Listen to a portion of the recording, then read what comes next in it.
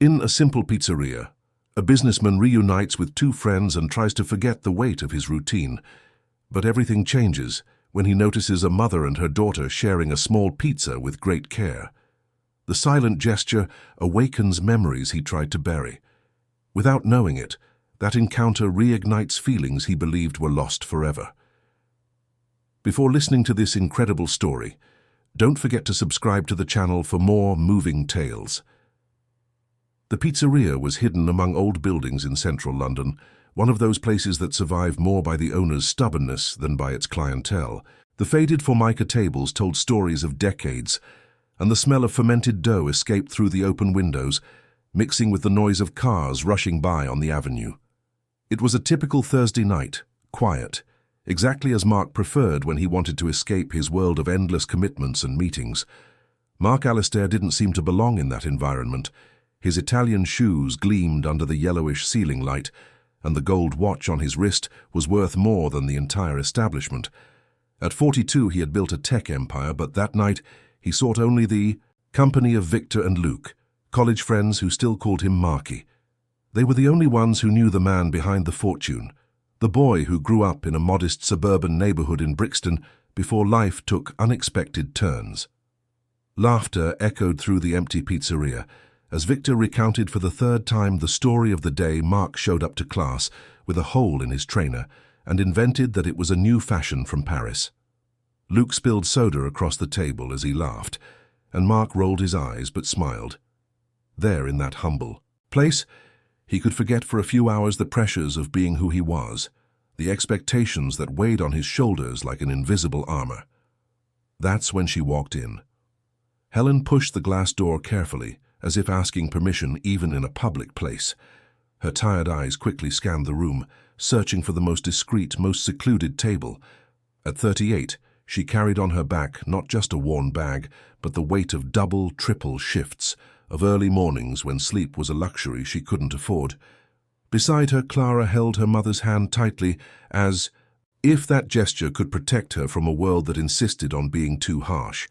Clara was 17, and had eyes that seemed to guard ancient secrets. Her school uniform was impeccable, despite being frayed at the hems, and she carried a heavy backpack of books, borrowed from the library because she couldn't afford to buy them. There was an unusual seriousness about her for her age, the kind of maturity that comes from necessity, not choice. They sat at the last table, near the kitchen, where the heat from the oven made the atmosphere even stuffier. Helen opened her bag with calculated movements, counting the crumpled coins and notes she had saved during the week.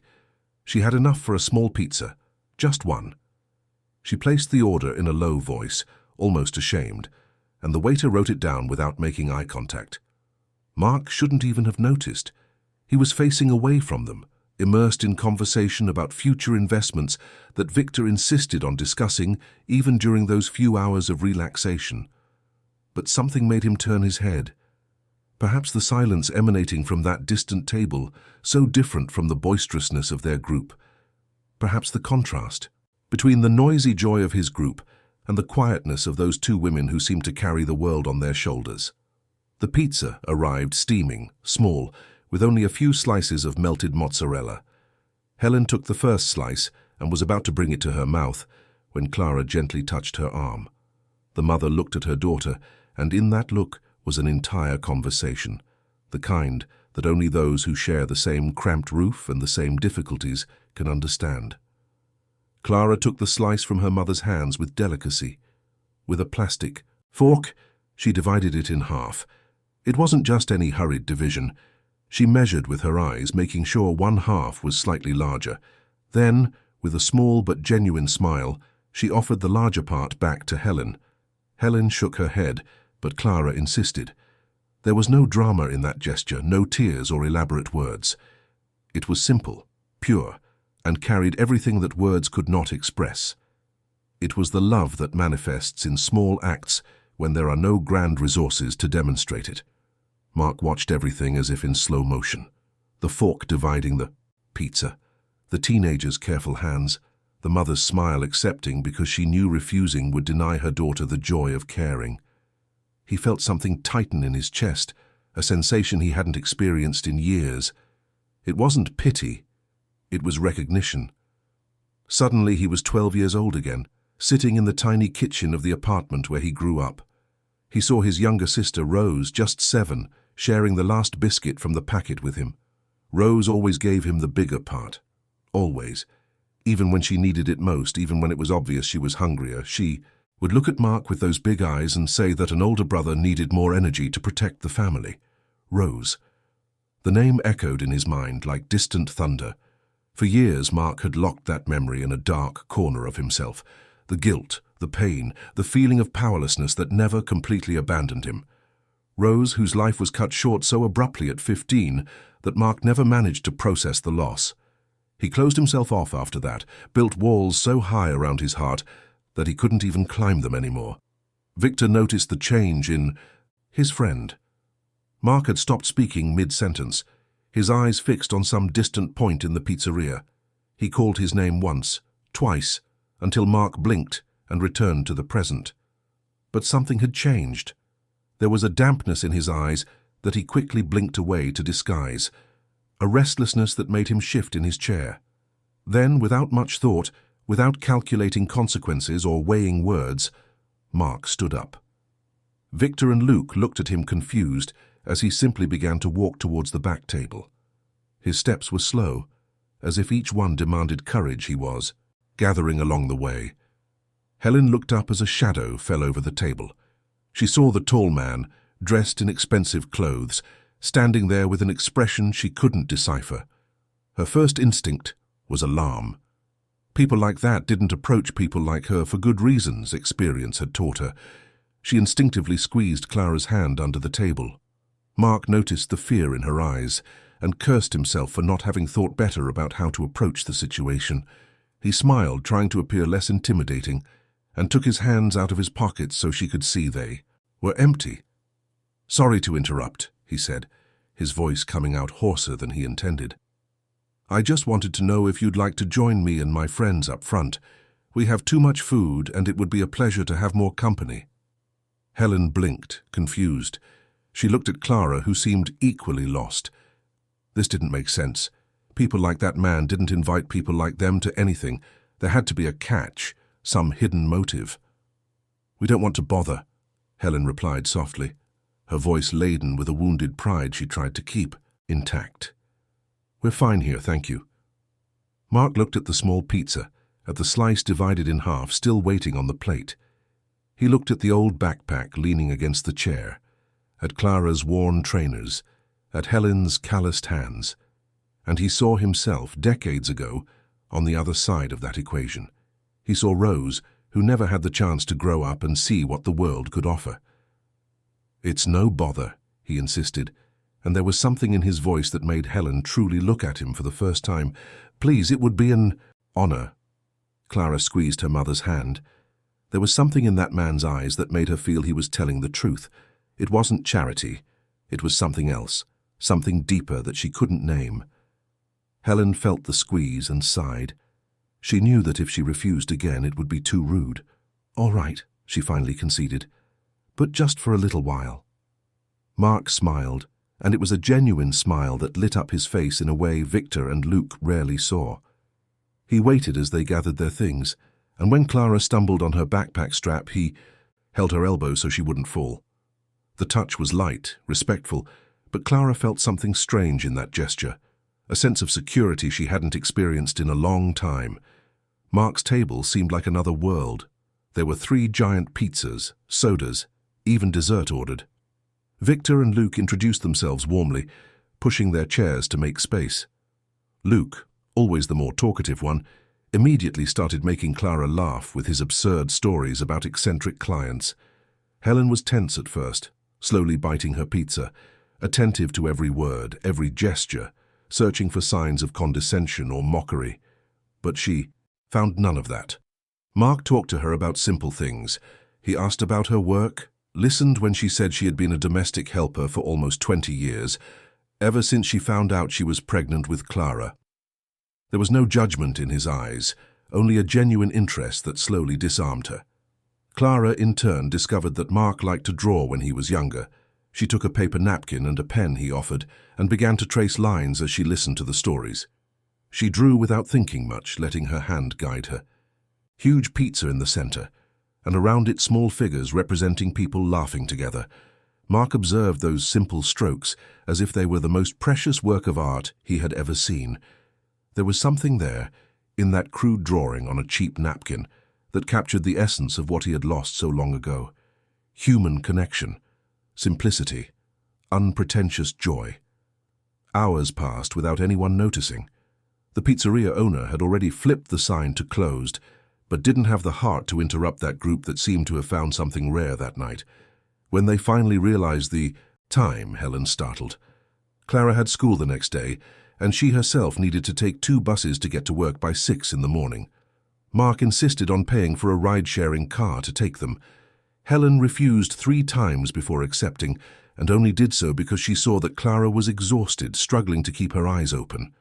At farewell, there was a moment of hesitation, a hug, a handshake. In the end, it was just a wave, but it carried more weight than any elaborate gesture. Mark stood on the pavement, watching the car drive away. The napkin with Clara's drawing was carefully folded in his jacket pocket. Victor and Luke watched him in silence, realizing that something had changed in their friend that night, but without knowing exactly what. In the back seat of the car, Clara leaned her head on her mother's shoulder. Helen ran her fingers through her daughter's hair, pensive. There was something about that encounter that bothered her, but not in a negative way. It was more a restlessness, a feeling that something had been set in motion and she had no idea where it would lead. The car traversed the empty streets of London, leaving behind the lights of the city centre and delving into the peripheral neighbourhoods where the streets were darker and narrower. Helen looked out the window and allowed herself, for a brief moment, to imagine what it would be like to live a different life. But she quickly pushed the thought away, dreaming too much hurt, and she had no energy left for unnecessary pain. When they arrived at the old building where they lived, on the 4th floor without an elevator, reality greeted them brutally. Helen tried to turn on the corridor light, but the switch didn't respond. She climbed the stairs in the dark, with Clara holding her hand tightly, both counting the steps from memory. Upon opening the apartment door, the darkness was complete. Helen tried the switch, already knowing what she would find. Nothing. The electricity had been cut off. It wasn't the first time, but it hurt each new time as if it were. She turned on her phone's flashlight and saw the note that had been left under the door. The rent was 3 months overdue. They had until the end of the month to regularize it, or they would have to leave. Clara entered in silence and went straight to the tiny room she shared with her mother.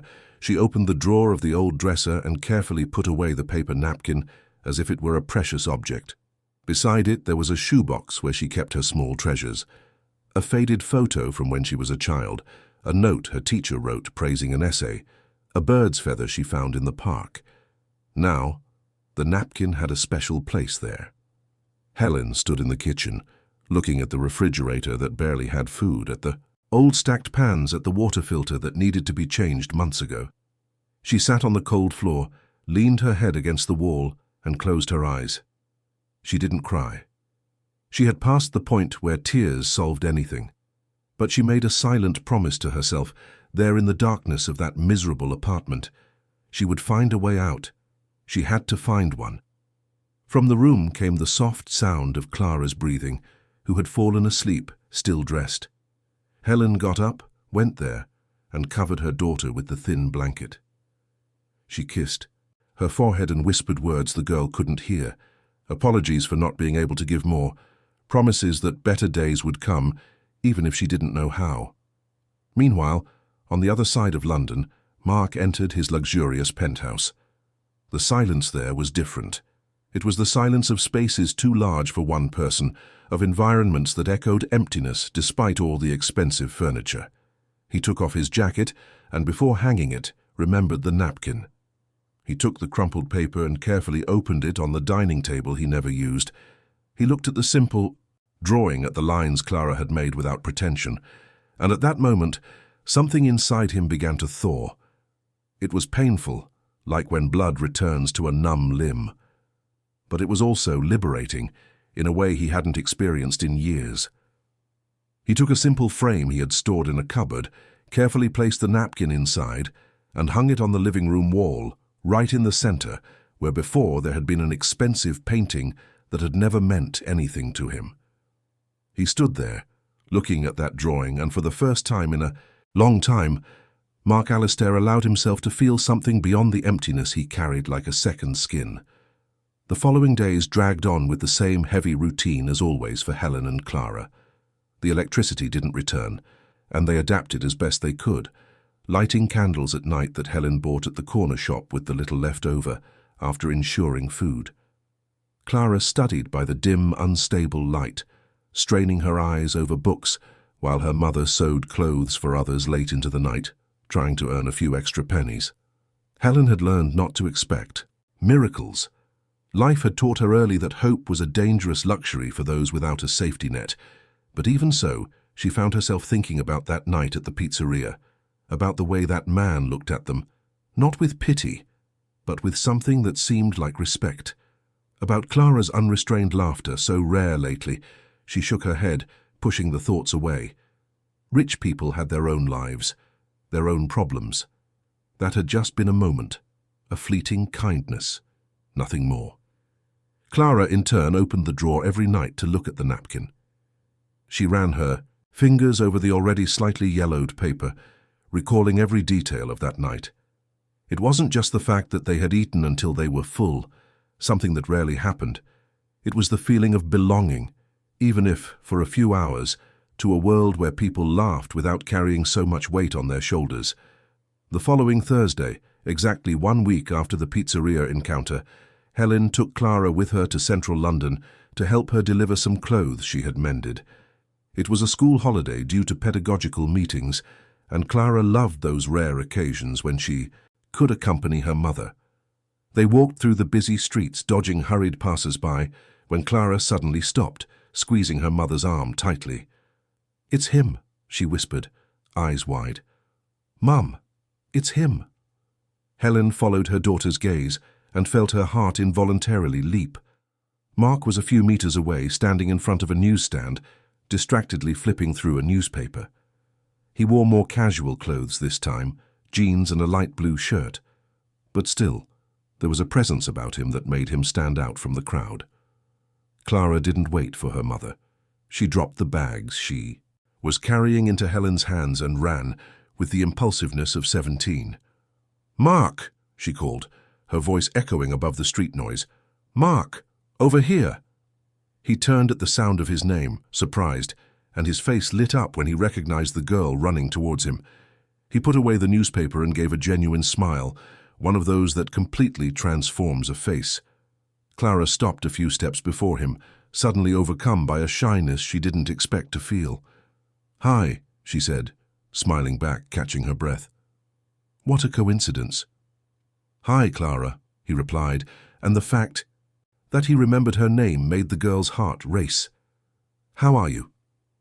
Before she could answer, Helen arrived with the bags, a little breathless from the quick walk.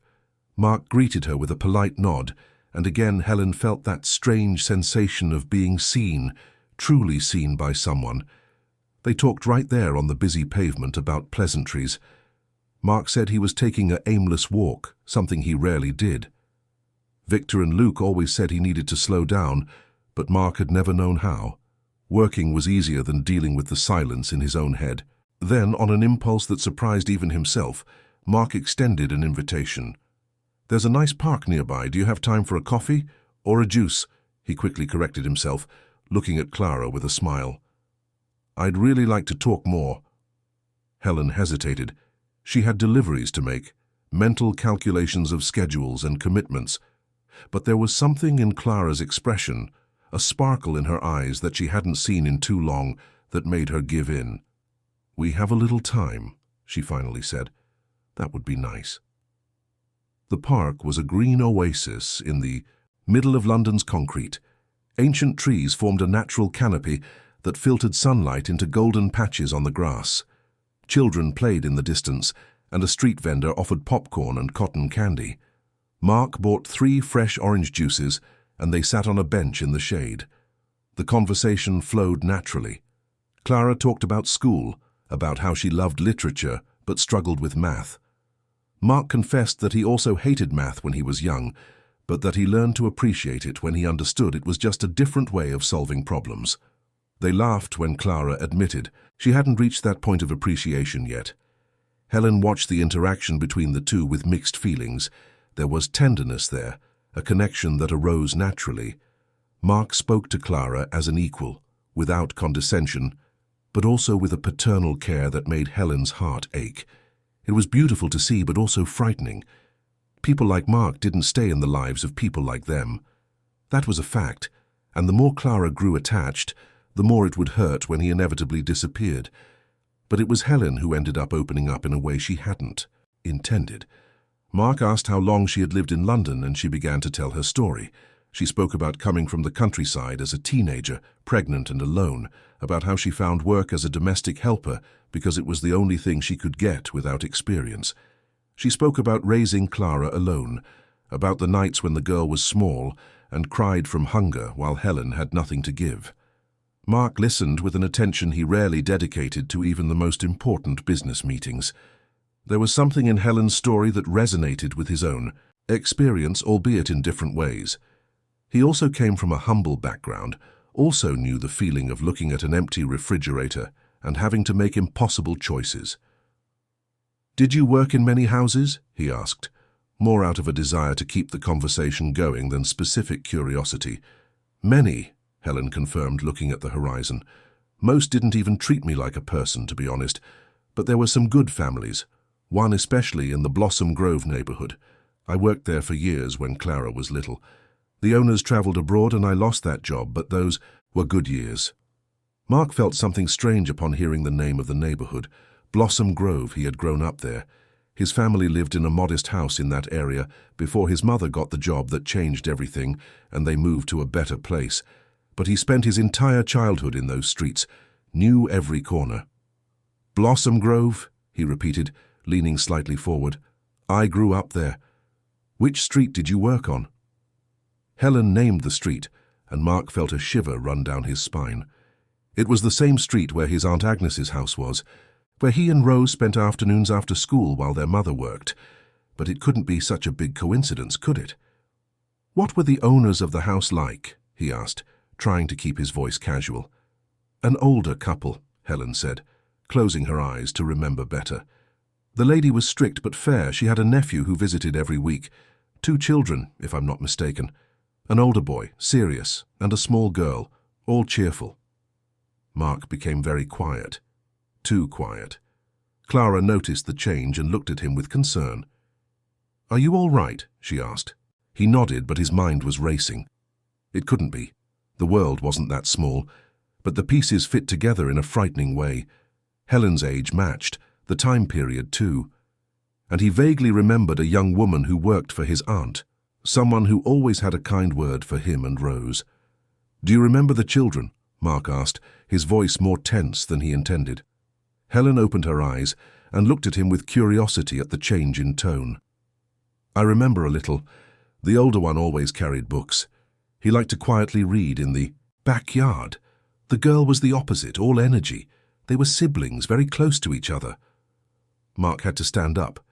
He took a few steps, running his hand through his hair, trying to process what he was hearing. Helen and Clara exchanged confused glances. "Did we say something wrong?" Clara asked, worried. "No," Mark said quickly, turning to them. "No, absolutely not.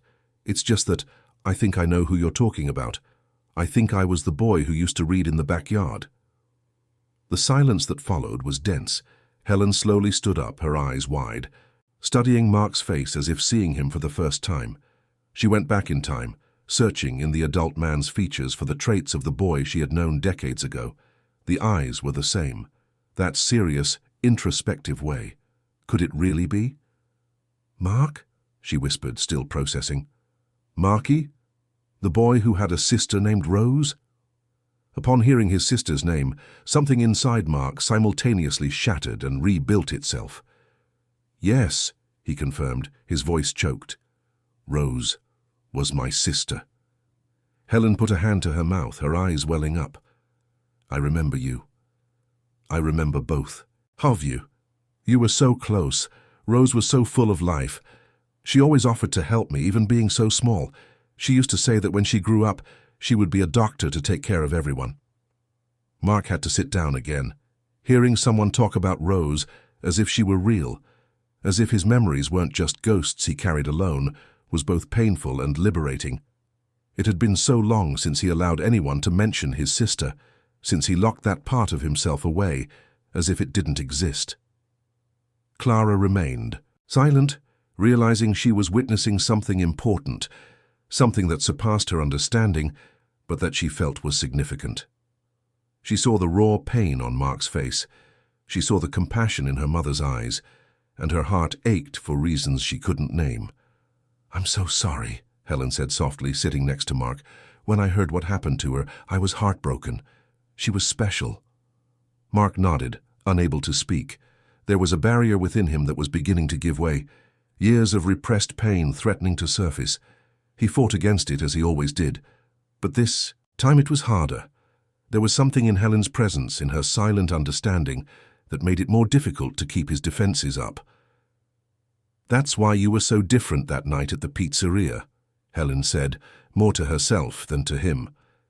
"When you saw Clara dividing the pizza, it reminded you of her." Mark looked at Clara, who was watching him with wide eyes. "It did," he admitted. "Rose always did that, always gave me the bigger part of everything, even when I knew she needed it more. She had this huge heart that couldn't fit in her chest." Clara moved closer and, in a bold gesture that surprised her, took Mark's hand. He looked at that small hand holding his and felt something shift inside him, like tectonic plates realigning after an earthquake. They stayed there for hours, talking about the past, about impossible coincidences, about how their life paths had intertwined without them knowing. Mark talked about how Rose's death changed him, how he closed himself off from the world and built a life where emotions were kept at a safe distance. He built a business empire, but an emotional desert. Helen, in turn, spoke about the difficulties of raising a daughter alone, about the times she thought of giving up but continued because of Clara. She spoke about Aunt Agnes's house, about how those years working there were some of the most stable of her life, and how everything fell apart when the family moved and she lost her steady job. The sun began to set, painting the sky orange and pink. The park was emptying, families returning to their homes. Mark looked at Helen and Clara and made a decision that had been forming since they discovered the connection between their pasts. "Helen," he said, choosing his words carefully, "I have a proposal for you. It's not charity before you think that. It's real work, with a fair salary and everything. I need a personal assistant, someone to organize my schedule, handle correspondence, help me with daily tasks that I've been neglecting because I work too much. Would you be interested?" Helen stared at him, dumbfounded. A personal assistant? She was a domestic helper. She had no training for that, no experience with office work. "But Mark, I don't know if I'm qualified," she began. He raised his hand, gently interrupting her. "You raised a daughter alone while working 3 jobs at the same time. You organized an entire life with almost no resources. Those are the qualifications that matter. The rest I can teach you." Clara squeezed her mother's arm, her eyes shining with hope. "Please, Mum," she whispered, "at least think about it." Helen looked at her daughter, saw the plea there, the hope for a slightly easier life. She looked at Mark and saw sincerity, not pity. She saw someone who understood where they came from because he himself had been there once. "All right," she finally said.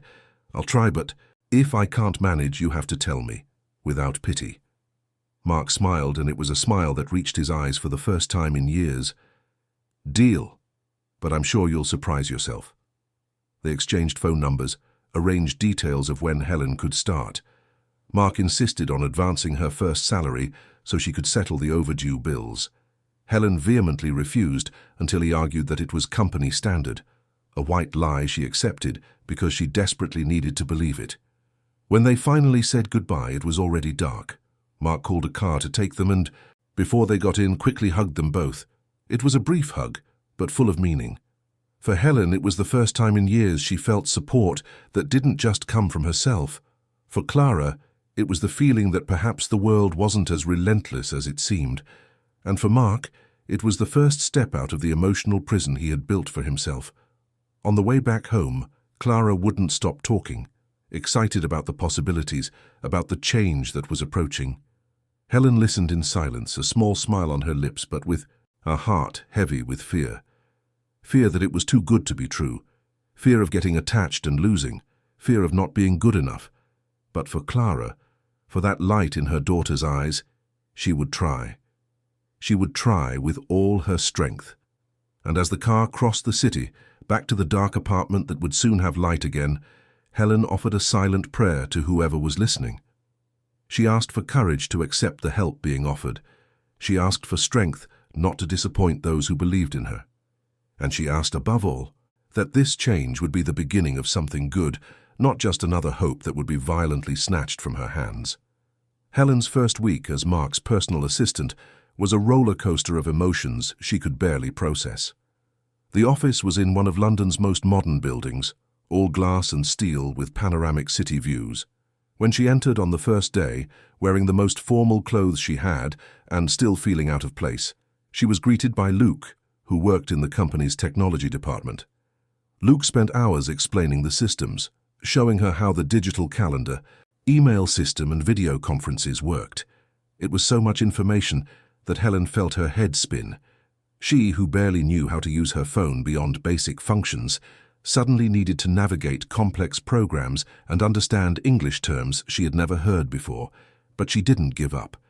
She always carried a small notebook in her pocket, wrote everything down, asked questions when she didn't understand, and came home to study the unfamiliar terms on her phone. Clara helped her, the two sitting at the kitchen table, which was now well lit, the electricity bill finally paid. They laughed together. When Helen confused technical terms, but Clara saw her mother's effort with an admiration that grew every day. Mark was patient, more than Helen expected. When she made mistakes, and she made many, he explained again without irritation. He showed things as many times as necessary. There was a gentleness in him that contrasted with the seriousness he showed in business meetings.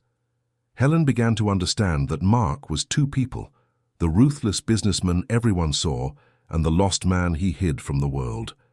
By the end of the second week, Helen had an established routine. She arrived early, organized the day's schedule, sorted important documents, answered calls. Gradually, she realized she had a knack for it. Her experience organizing a home with minimal resources translated well into organizing the chaotic life of an entrepreneur. She anticipated needs, foresaw problems, kept everything running smoothly. It was at the beginning of the second month that everything almost fell apart. There was a crucial meeting with Japanese investors who had come especially to learn about the company's new project. These were important people who could inject millions into the business. Mark had mentioned the meeting several times, and Helen was absolutely certain she had noted it in the calendar. But when she arrived that morning and opened the system, she felt her blood run cold. The meeting was not scheduled. And it was today, in 2 hours. Somehow, at some point, she had forgotten to confirm it in the system. The meeting room wasn't booked. The necessary documents weren't prepared. The translator hadn't been called. It was a complete disaster, and the fault was entirely hers. Helen was paralyzed for a few seconds, panic taking over. She thought of running away, of simply leaving and never coming back. But then she thought of Clara, of the light they had managed to reconnect, of the better school where her daughter now studied, of the theater classes she had dreamed of. She couldn't give up. Not like this. She rushed to Mark's office, knocking on the door before entering without waiting for a reply. He was on the phone, but seeing Helen's expression, he hung up immediately. "What's wrong?" he asked, already standing up. "The meeting with the Japanese," Helen said, her voice trembling. "I forgot to schedule it. They arrive in 2 hours and we have nothing prepared. Mark, I'm so sorry. I don't know how it happened. I thought I'd put it in the calendar, but—" The words tumbled out. Helen's eyes burning with tears, she fought to hold back. Mark was very quiet for a moment that seemed to last an eternity. Helen saw her career end before it even began. She saw the disappointment in his eyes. She saw Clara returning to the old school, to the dark apartment, to a life of deprivation. But Mark didn't yell. He didn't fire her on the spot, as she expected. He took a deep breath, ran a hand over his face, and said with surprising calm, "We have 2 hours, we can fix this. Call Victor, tell him it's an emergency, he knows a translator who might be available. Then call the hotel where they're staying, confirm they're coming. I'll prepare the documents and find a room, we'll make it work." Helen stared at him dumbfounded. "You're not going to fire me?" "Am I going to fire someone who is learning and will learn from a mistake?" Mark asked, already typing on the computer. "That would be a waste. Now come on, we don't have time to lose." The next 2 hours were a whirlwind. Helen made the call she needed, her voice gaining firmness as things fell into place. Luke managed to free up the main meeting room, cancelling another less important meeting. Victor brought the translator. Mark printed documents in record time.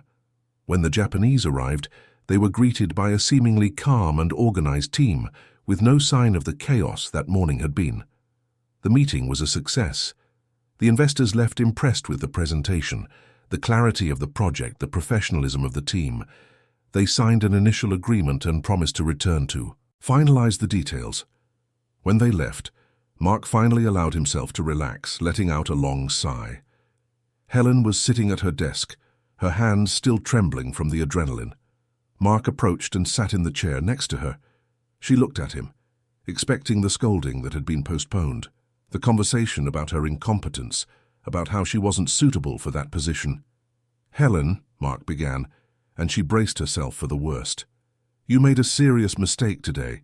It could have cost the company a lot." She nodded, tears finally escaping. "I know, I'm so sorry, But," he continued, interrupting her gently, "you also showed something more important. When you realized the mistake, you didn't run away. You came to me, took responsibility, and then worked like crazy to fix it. That's worth more than never making mistakes." Helen wiped her tears, confused. "So you're not going to send me away?" "Only if you want to go," Mark replied with a half-smile. "But I'd prefer you stayed. You're doing better than you think."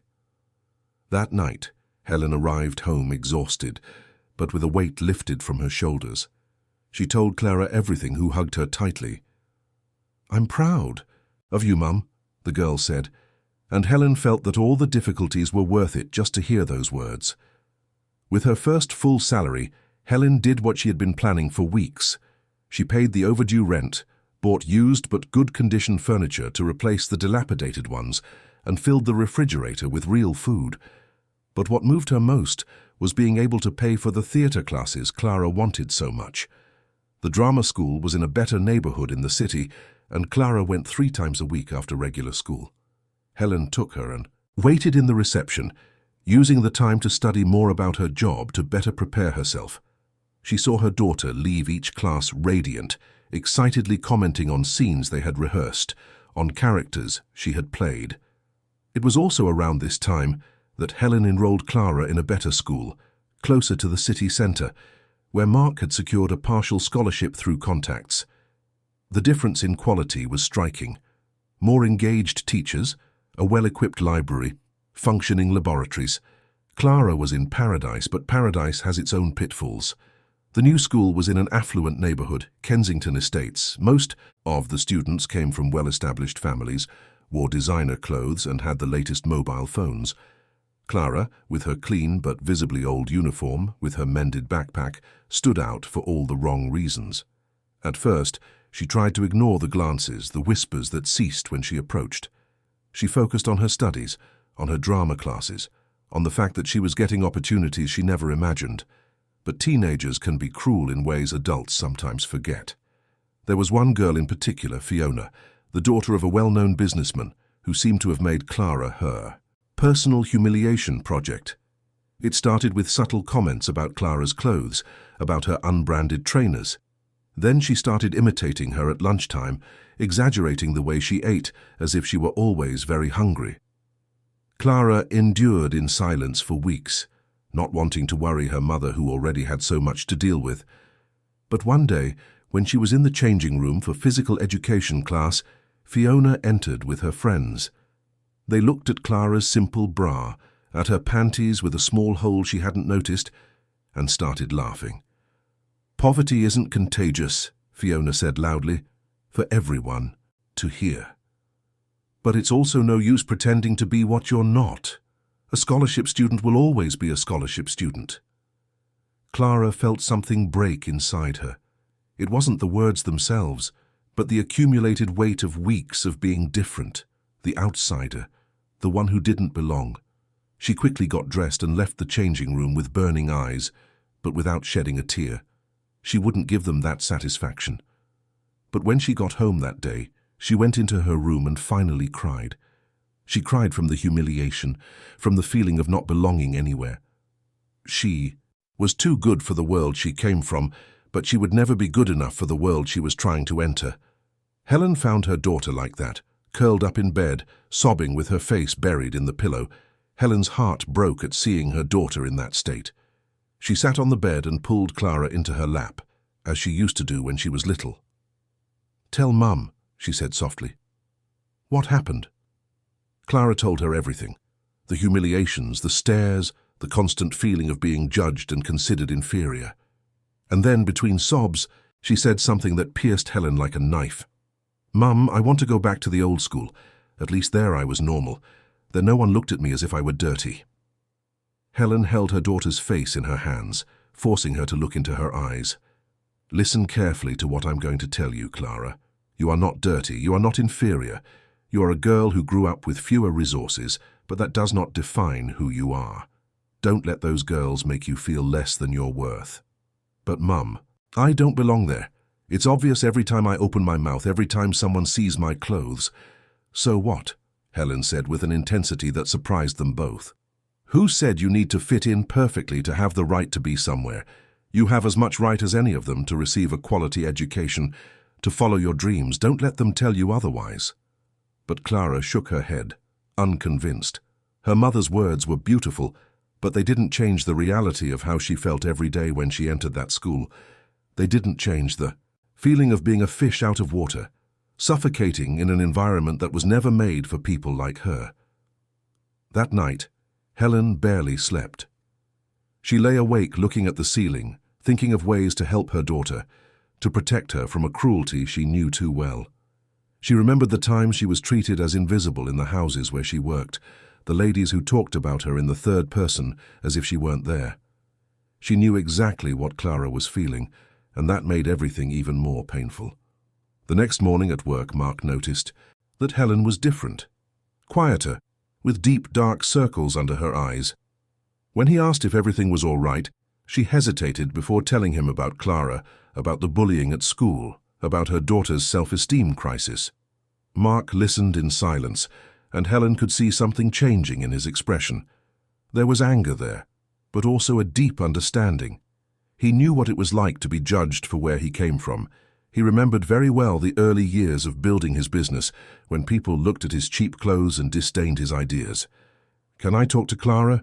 he asked finally. Not to solve the problem for her, but perhaps to help her see things from another angle. Helen agreed, grateful for any help. That weekend, Mark invited them both to dinner at his house. It was the first time they visited his penthouse, and both were a little intimidated by the grandeur of the place. But Mark received them with the same simplicity as always, guiding them to the spacious living room with a view of the illuminated city. And it was there that Helen saw it. Hung on the main wall right in the center, in a simple but elegant frame, was the napkin with Clara's drawing from the first night at the pizzeria. She stopped, her hand involuntarily going to her chest. "You kept it," she whispered, moved. Mark followed her gaze and smiled. "Of course I kept it. It's one of my most valuable possessions. Every time I look at it, I remember what really matters. I remember that genuine human connections are rarer and more precious than any successful business." Clara also looked at the napkin, surprised. She barely remembered making it. It had just been a casual doodle. But there it was, treated like a work of art, in the center of the house of a man who could buy any painting in the world. During dinner, Mark talked to Clara about her difficulties at school. He didn't lecture or give empty advice. Instead, he told his own stories. He spoke about when he started university, being one of the few students who worked to support himself, wearing donated clothes while his classmates showed off expensive brands. He spoke about important meetings where he was underestimated because of his background, about contracts he almost lost because he didn't speak in the elaborate way they expected of him. "And you know what I realized, Clara?" he said, leaning forward, his eyes fixed on her. "I realized that the people who judged me by my clothes or background were exactly the people I didn't need to care about. The ones who were truly worthwhile looked beyond that. And more importantly, I learned that I didn't need their approval to have value." "But it's hard," Clara replied softly. "Every day is hard." "I know," Mark said with genuine understanding. "I won't lie and say it gets easy, but it becomes more bearable when you remember who you really are and what really matters. You're at that school because you are intelligent, because you have potential, because you deserve to be there as much as anyone else. The rest is just noise." Mark's words didn't magically solve Clara's problems, but they planted a seed. In the following days, she began to walk with her head a little higher at school. When Fiona made her comments, Clara didn't respond, but she also didn't shrink anymore. There was a new determination in her, an understanding that the problem was not with her, but with the people who judged her for superficial things.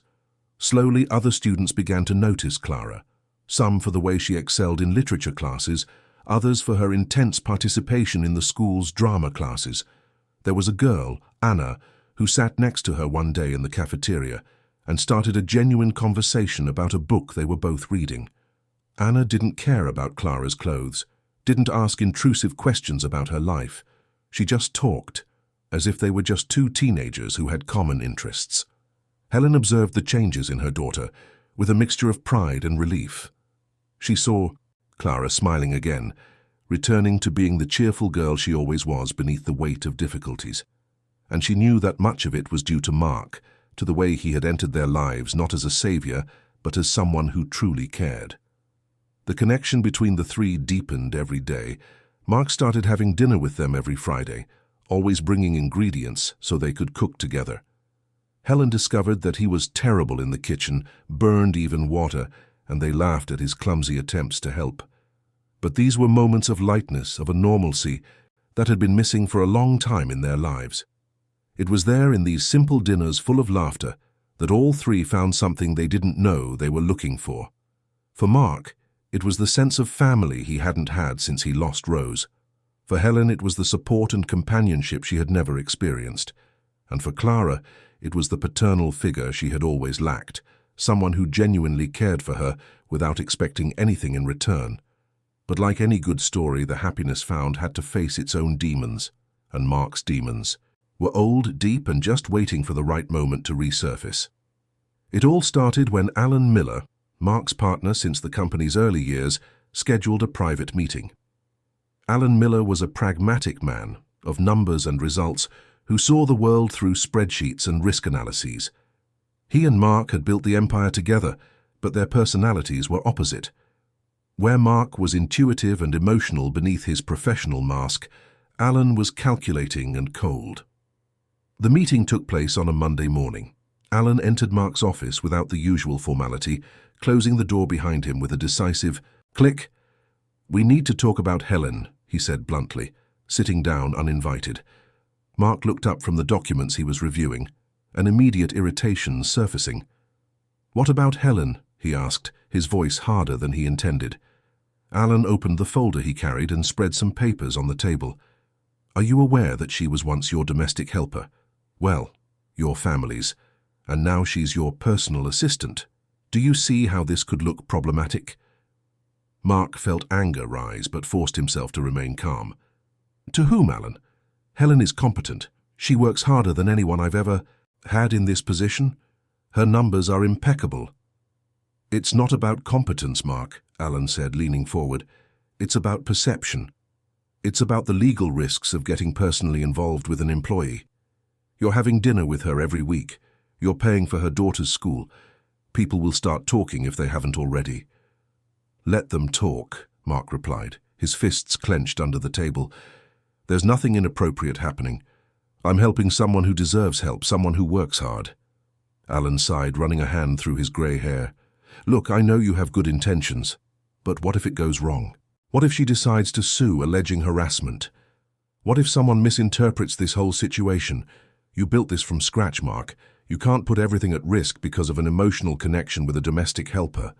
She's not a domestic helper, Mark said, his voice low but laden with contained emotion. She's a person, a good person who is trying to give her daughter a better life, and she's going to stay here. Alan studied his friend for a long moment. He saw something in Mark's eyes that worried him. It wasn't just about Helen and Clara. It was something deeper, something Alan had seen appear in recent months. Mark was getting attached, opening up emotionally, and in Alan's calculating view, that was dangerous. Just be careful, Alan finally said, gathering his papers.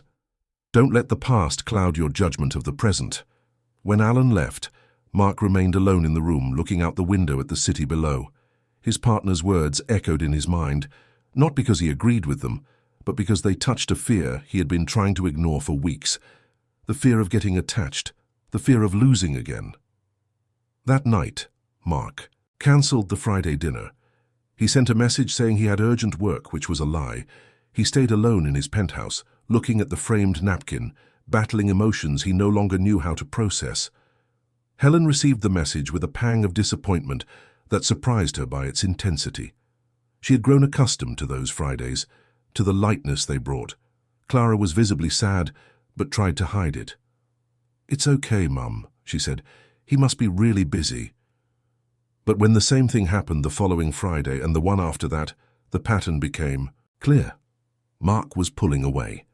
At work he was polite but distant. He no longer initiated personal conversations, keeping everything strictly professional. Helen tried a few times to ask if everything was all right, but he deflected the subject with vague excuses about work stress. Clara felt the change even more acutely. Mark had become a constant presence in her life, someone she learned to trust, to admire. And now he had simply disappeared, without explanation, without goodbye. It was as if a door had suddenly closed, leaving her out in the cold. Helen tried to maintain an appearance of normalcy, but inside she was confused and hurt. She mentally reviewed everything she had said or done, looking for the mistake that might have caused Mark's withdrawal. Had she been too presumptuous? Had she crossed a line without realizing it? The doubts gnawed at her, but she couldn't just ask. He was her boss, after all, and she couldn't forget that. Mark, in turn, was fighting an internal battle that no one saw. Every time he looked at Helen in the office, he saw Rose. Every time he thought of Clara, he remembered how devastating it was to lose his sister. The fear was paralyzing. The fear of getting too attached and then having everything ripped away again. The fear of repeating the pain that almost destroyed him decades ago. He began working even later, avoiding returning home, where the framed napkin reminded him of what he was losing. He plunged into new projects, filled his schedule with unnecessary meetings, did anything to avoid facing the feelings that grew within him, despite all efforts to suppress them. Victor and Luke noticed the change.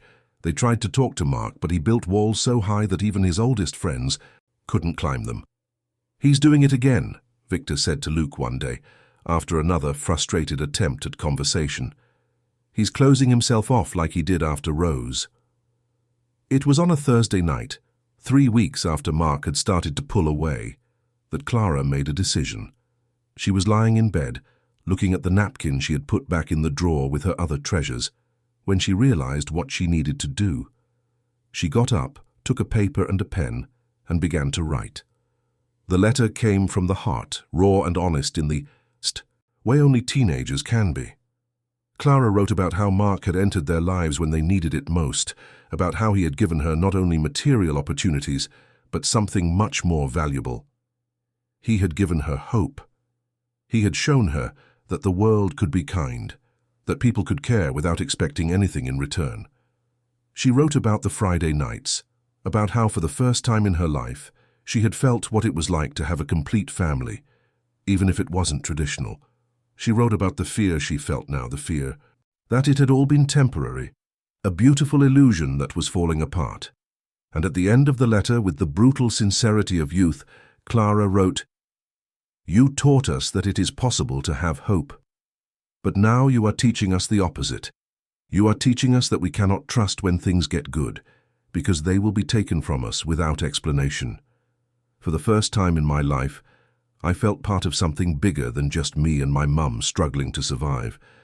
Your absence is not just a lack, it's like turning off the light again, like going back to that dark apartment where we didn't dare to dream that things could be different. The next morning, before her courage failed, Clara gave the letter to Helen to take to work. "Give it to him, Mum," she asked. "Please. I need him to know." Helen took the letter with trembling hands. She knew she was crossing professional boundaries, but she saw the pain in her daughter's eyes and couldn't refuse. At work, she waited for the right moment. When Mark was alone in his office, she knocked on the door, entered, and simply placed the letter on his desk.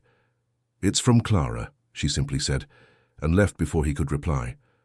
Mark looked at the envelope for long minutes before opening it. When he finally did, Clara's words hit him like successive punches to the stomach. Every sentence was a truth he had been trying to ignore, every paragraph a mirror showing the reality of what his fear was causing. When he reached the end, especially the part about turning off the light again, Mark felt something break inside him. Tears he hadn't shed in decades began to stream down his face uncontrollably. Tears for Rose, who never got to grow up. Tears for Helen and Clara, whom he was hurting because of his own fears. Tears for himself, for all the years he wasted closing himself off from the world, building walls instead of bridges. He stayed there, alone in his office, crying in a way he hadn't cried since he was a teenager. And amidst the tears, he had a painful but necessary clarity. He had two choices. He could continue living in fear, protecting himself from the possibility of loss, but also ensuring an empty and solitary life.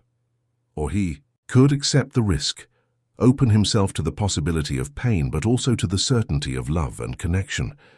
He thought of Rose, of how sad she would have been to see him waste his life because of grief. Rose, who always saw the best in people, who loved unreservedly even knowing that time is always uncertain. She wouldn't want to know that her departure had turned Mark into someone afraid to live.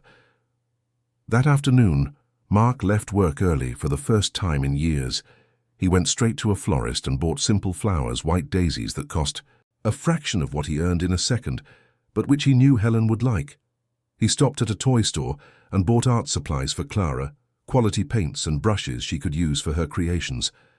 When he arrived at the building where Helen and Clara lived, he climbed the 4 flights of stairs with a pounding heart.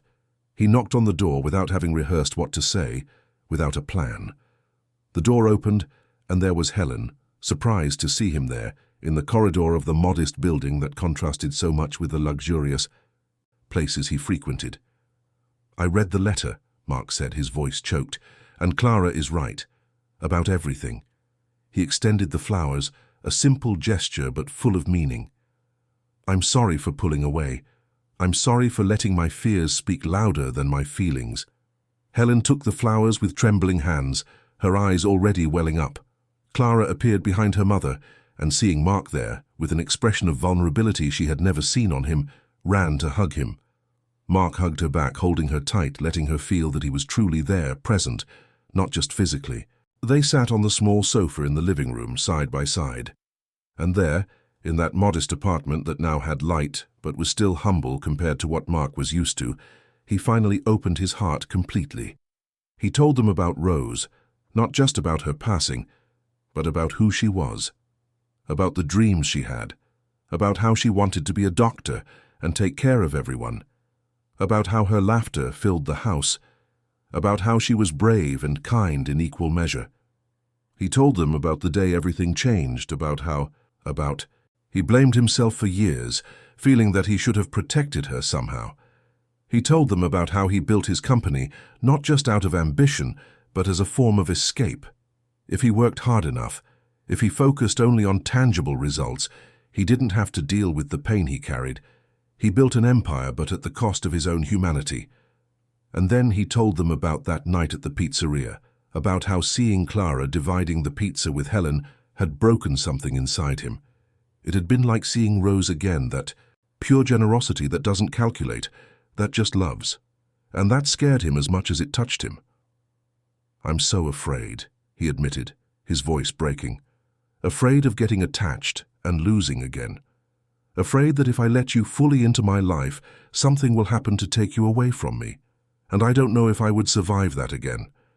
Helen took his hand, squeezing it tightly. "No one can guarantee the future, Mark," she said softly. "No one can promise there won't be pain. But I can tell you that a life lived in fear is not a real life. It's just existing, and you deserve more than that. Rose would want you to have more than that." Clara snuggled on his other side, leaning her head on his shoulder. "You won't lose us," she said, with the unwavering certainty of youth. "We're here, and we're going to stay here." Mark looked at those two women who had entered his life by an improbable chance, and who were now as essential to him as breathing. He saw Helen, strong and resilient, despite all difficulties, with a wisdom that came from having faced the world head-on. He saw Clara, young and full of dreams, but with a maturity that made her understand things many adults could not. And for the first time in decades, Mark allowed himself to believe that perhaps he could have this. A family, even if not traditional. A connection, even if born of improbable circumstances. Love, even if it came with the inevitable risk of loss. They stayed there for hours, talking about everything and nothing. Mark told stories about Rose he had never shared with anyone. Helen spoke about the early years of raising Clara alone, about moments that were difficult but also full of small joys. Clara showed her recent drawings, creations she had made in school art classes. When Mark finally got up to leave, it was past midnight. At the door, he turned to look at the two. "Friday," he said. "We'll make pizza together. From scratch. We'll mess up the recipe, we'll make a mess, and we'll create memories. What do you think?" Clara practically jumped for joy, and even Helen, always more reserved, couldn't hide a huge smile. "It's a date," she said. Mark went down the stairs with a weight lifted from his shoulders. He knew the journey wasn't over, that he would still have to deal with his fears and insecurities. But for the first time in a long time, he felt he wasn't alone in this fight. He had Helen and Clara by his side, and that made all the difference. In the car, returning to his luxurious but empty penthouse, Mark picked up his phone and wrote a message to Alan. "I understand your concerns, but Helen is staying. And if there are consequences, I will deal with them. Some things are worth the risk." He didn't wait for a reply. He knew Alan wouldn't understand, not really, but it didn't matter. Mark had spent too long living according to the expectations and fears of others. It was time to live according to his own values, even if that meant vulnerability. When he got home and looked at the framed napkin, he saw it with new eyes. It wasn't just a crude drawing on cheap paper. It was a symbol of something much greater. It was proof that beauty and meaning can be born from the most improbable places, from the most unexpected connections. It was proof that life, real and full, was available to those who had the courage to reach for it, even with trembling hands and a frightened heart. And Mark was ready to be brave again. Friday arrived with an anticipation that filled the air like electricity before a storm. Helen left work early, with Mark's permission, and stopped at the market to buy the ingredients he had listed: fresh tomatoes, quality cheese, special flour, active yeast. These were items she rarely bought, luxuries her previous budget didn't allow, but now, with the decent salary she received, she could consider. Clara had drama class, but she ran out as soon as it finished, taking 2 buses to get home in time. She found her mother in the kitchen already organizing the ingredients, and together they began to prepare the environment. They cleaned the table, moved the chairs away to make more space, put a clean tablecloth. There was a party atmosphere in the air, a feeling that this night would be special. Mark arrived promptly at 7, carrying bags with sodas, dessert, and a ridiculous apron he had bought especially for the occasion. The apron read "Chef in Training" in bold letters, and when he put it on, Helen and Clara burst out laughing. He looked absolutely out of place there, so elegant and sophisticated even in casual clothes, wearing that silly apron. "Let's see if I can avoid setting the apartment on fire," Mark joked, tying the apron. "Don't bet on my culinary skills because you'll lose money." The promise of disaster was not empty. Mark really was terrible in the kitchen. He managed to spill flour everywhere, including in his own hair. He confused salt with sugar and almost ruined the dough. He cut the tomatoes into such irregular pieces that they looked more like an abstract work of art than ingredients. Helen and Clara laughed so much that they had tears in their eyes, and Mark himself laughed at himself with no trace of the seriousness he normally carried. At one point, while Mark struggled to open a can of tomato sauce and Helen tried to save the dough he had overkneaded, Clara took out her phone and snapped a photo. It captured that moment perfectly, the three of them covered in flour, laughing, completely at ease with each other. It was a simple photo, without filters or posed poses, but it captured something profoundly true. The pizza, when it was finally ready, was a strange creature. The dough was uneven, partly too thin and partly too thick. The cheese had melted unevenly. The tomatoes were chaotically distributed, but when they took it out of the oven and the smell filled the small apartment, everyone agreed it was the most beautiful pizza they had ever seen. They sat on the living room floor because the table was too small and divided the pizza directly from the baking sheet. Mark burned his tongue on the first piece and made such a dramatic face that Clara almost choked with laughter. Helen ate slowly, savoring not only the food but the moment of simplicity and pure joy that she had rarely experienced in life. After the pizza, they stayed there talking. Mark told stories of his early years in business, of meetings that went hilariously wrong, of eccentric investors who almost made him give up. Helen shared memories of Clara as a child, of the funny things she said, of the moments that made even the toughest days worthwhile. Clara, in turn, talked about her drama classes. Her eyes sparkled when she described the play they were rehearsing, a classic adapted, where she had gotten a small but significant role. "I'll have my first performance next month," she said, barely containing her excitement. "Will you be able to come?" "Wouldn't miss it for anything," Mark said immediately, with a conviction that warmed Clara's heart. Helen agreed, and Clara realized that for the first time in her life, she would have people in the audience cheering for her. She wouldn't just be another child with no one to watch, as she had been in all previous school performances. As the night progressed, the conversation naturally deepened. Mark, still intoxicated by the lightness of the moment, began to talk about his house. Not the penthouse where he lived now, but the house where he grew up, that modest house in Blossom Grove where Rose and he had been children. "You know," he said, looking at the ceiling as if he could see through it to a distant past, "I ran away from that house as soon as I could. After Rose was gone, I couldn't be there anymore. Every corner reminded me of her. So I worked like crazy, made money, moved as far away as possible. I thought I was freeing myself, but in reality I was just running away." Helen listened attentively, understanding better now the complexity of that man who had entered their lives. "Have you ever been back there?" she asked softly. Mark shook his head. "Not since I left. I didn't have the courage. My mother sold the house years ago, moved to another town. I don't know who lives there now." "Perhaps you should visit," Helen suggested. "Not necessarily go inside the house, but go back to the neighborhood. Sometimes facing the past is the only way to truly move forward." Mark thought about it in silence. There was a wisdom in Helen's words that came from her own experience, he knew. She also had her own complicated past, her own pains that she learned to carry. "Maybe," he agreed. "Maybe it's time." Clara had fallen asleep leaning on the sofa, exhausted from the long week. Mark and Helen looked at her tenderly, that teenager who had been the catalyst for all that change in their lives. Mark carefully got up, took the blanket that was folded over the armchair, and gently covered Clara. Helen accompanied him to the door when he finally decided to leave. It was late, past midnight, and the building corridor was silent. On the doorstep, Mark hesitated, as if there was something more he wanted to say but didn't know how. "Thank you," he finally said. "For tonight. For everything." Helen smiled, a soft expression that lit up her tired face. "We thank you too. You've given us much more than you imagine." There was a moment of charged silence, where both felt something unsaid hanging in the air between them. A connection that went beyond gratitude or friendship, something deeper and more frightening.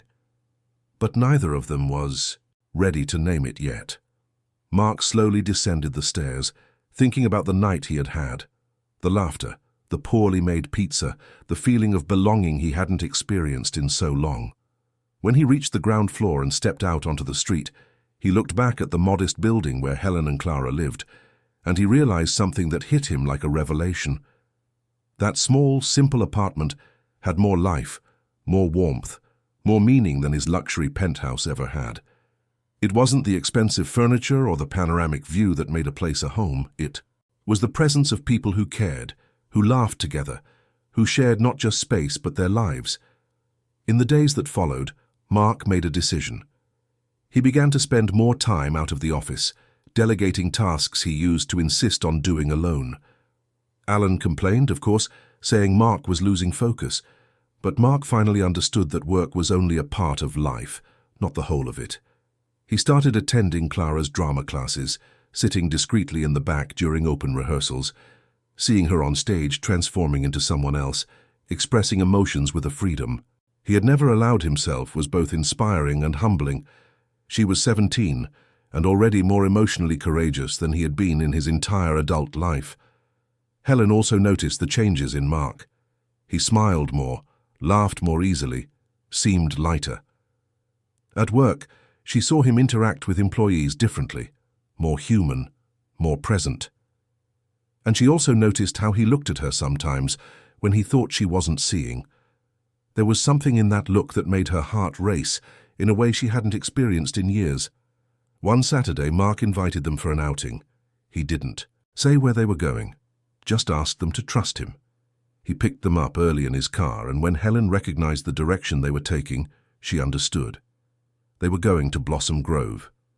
The neighborhood had changed a bit over the years, but it maintained its essence.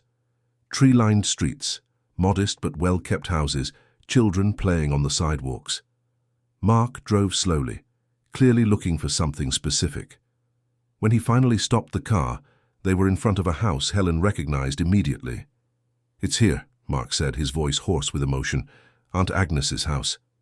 The house seemed smaller than he remembered, as often happens when we return to places from childhood. The paint was different, the front garden had been renovated, but the structure was the same. Mark stayed in the car for a long moment, just looking, processing memories he had locked away for so long. Helen took his hand without saying anything. She understood that Mark needed to do this at his own pace. Clara, in the back seat, remained quiet, sensing the importance of that moment. Finally, Mark got out of the car. He walked to the front of the house, stood there looking. He could see himself years ago, a serious boy sitting on the porch step with a book in his lap. He could see Rose running through the garden, laughing, always laughing. The pain came, yes, but it was no longer that paralyzing pain. It was a softer pain, tinged with longing but also with gratitude for having had those moments. Helen and Clara caught up with him, standing one on each side. "I used to sit there," Mark said, pointing to the step. "I would read for hours while waiting for my mother to pick us up." Rose couldn't sit. Still, she explored every corner of this garden. "And I used to sit there," Helen said, pointing to the side entrance steps that led to the kitchen, waiting for my mother to finish work so we could go home. I was so small I barely remember, but I remember this house, this porch." "You were so close to each other," Clara said, amazed. "You crossed paths every week and didn't even know it." Mark looked at Helen, truly looked, and saw not only the strong woman she was now, but also the girl she had been sitting on those steps, waiting for a better life. And he understood that their stories were intertwined in ways that went beyond coincidence. It was as if the universe had been preparing that reunion all that time. "Thank you," he said to Helen, "for convincing me to come here, for helping me face this." Helen smiled. "We're a team, aren't we? We face the difficult things together." The word team resonated with Mark in a profound way. Yes, they were a team. More than that, they were a family, even if they weren't ready to use that word yet. And families support each other, face fears together, build futures from shared pasts. While they were there in front of that house laden with memories, the door opened. A middle-aged woman came out, looking curiously at the trio standing on the pavement. "Can I help you?" she asked, more curious than concerned. Mark stepped forward, apologizing for bothering her. He explained that he had grown up frequenting that house, that his aunt had owned it years ago. The woman, who introduced herself as Olivia, smiled with understanding. "Oh yes, Mrs. Agnes," she said. "I bought her house about 15 years ago. She was a wonderful lady." Mark felt a pang at hearing the past tense. "Really?" he asked. "Is she already—" No, Olivia hastened to clarify. "She's alive and well. She moved to a town in the countryside. We still write to each other sometimes. She always talks about this house with affection." Something eased in Mark's chest. Knowing that Aunt Agnes was well, that she had had a good life after selling the house, comforted a worry he didn't even know he carried. Olivia, in a gesture of kindness that surprised them, invited them in to see the house. "I made some changes, but I kept much of the original structure," she said. "If you'd like to take a look, you're welcome." Mark looked at Helen and Clara, a silent question in his eyes. Both nodded, and together they entered that house that had been so significant to all of them, in different ways. The interior had changed quite a bit. Walls had been knocked down. The decor was completely different. But the essence remained. The fireplace where Mark used to sit to read was still there. The kitchen window, from which Helen vaguely remembered seeing the garden, remained in the same place. Mark went upstairs to the room that had been Rose's when she stayed there. Now it was an office full of books and a desk, but he could see his sister there, jumping on the bed, laughing, living with the intensity that only children who don't know that time is limited can live. "I've missed you every day," he whispered, knowing it was silly to talk to someone who wasn't there, but needing to say it anyway. "But I think I'm finally learning to live again. I think you'd like Helen and Clara. I think you'd approve." When he came down, he found Helen in the kitchen talking to Olivia. Clara was in the garden, photographing the flowers with her phone. There was a peace in that moment, a sense of a circle closing in a positive way. The past had not been forgotten, but it was no longer a prison either. They said goodbye to Olivia with warm thanks. Mark asked for Aunt Agnes's contact, promising to call her. As they walked back to the car, Clara ran ahead, excited, while Mark and Helen walked slower side by side. "Thank you for being here," Mark said softly. "I don't know if I would have had the courage to do this alone."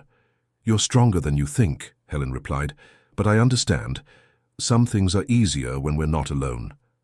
They looked at each other for a prolonged moment. So much was being said in that silence, so many unnamed emotions flowing between them. Mark raised his hand as if to touch Helen's face, but held back at the last moment. It wasn't time yet. There were still things that needed to be said, understandings that needed to be reached. But as they returned to the car where Clara was already waiting for them, Mark knew one thing for sure. He had a family now. Not the family he was born with or planned to have, but the family that life had given him unexpectedly and perfectly, and he would do anything to protect that, to nurture that, to ensure that precious gift was not wasted. End of story. Dear listeners, we hope that the story of Mark, Helen, and Clara has touched your hearts deeply. Sometimes the most beautiful families are those we choose, not those we are born into. If this story of love, overcoming, and second chances resonated with you, be sure to subscribe to our channel for more narratives that celebrate the strength of the human spirit. Leave a like if you believe in the transformative power of love and kindness. And in the comments, tell us, have you ever experienced a moment of generosity that changed your life? Share your story with us. We'd love to read it. Every day we bring moving accounts that explore the complexity and beauty of human relationships. Join our community and be part of this journey of emotions. Until the next story.